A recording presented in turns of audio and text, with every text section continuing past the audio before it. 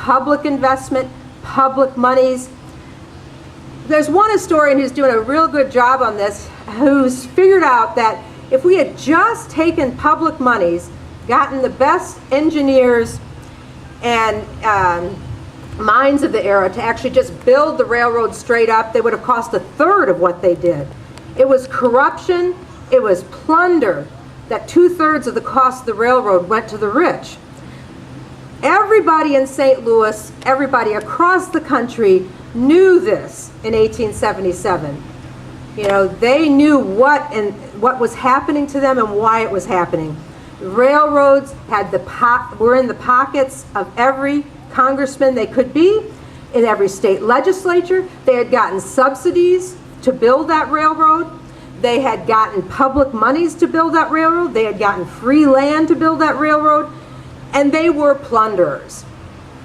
So what happens in 1873 is the same thing that's happening today. Well, we took a hit, says Jay Cook. We took a bad hit. Now we have to gain it back. How are we going to gain it back? On your backs. We're going to take your wages, lower them, so that we can gain our investment back. And that's what capitalists did across the country from 1873 to 1877. You have what's ours. Your labor is ours to take and to pay you what we want, and you can't protest. So from 1873 to 1877, that's what they did, just driving wages down. And then the spark happened. A spark happened in Martinsburg, West Virginia, where a brakeman refused to, they lowered the wages by 10%, and one brakeman said, that's it, I've had it, I've stopped. And it's what sparked a nationwide strike. That strike was about broad issues, even though it was a railroad strike. And in St. Louis, what happened is that as it traveled across the country, people reacted.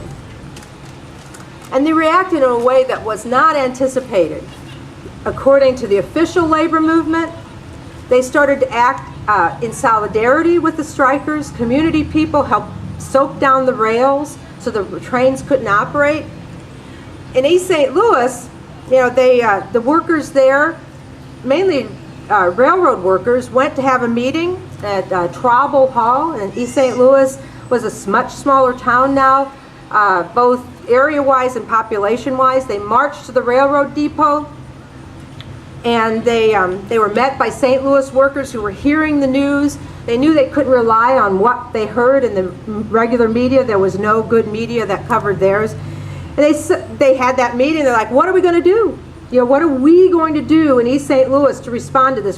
Certainly we're going to shut down these railroads. Certainly we're going to demand double wages from what we had. We deserve it. They selected a machinist as a spokesman, and the thing that the papers quoted was, he said, not anything about railroad workers, but about the broad class issues that were happening.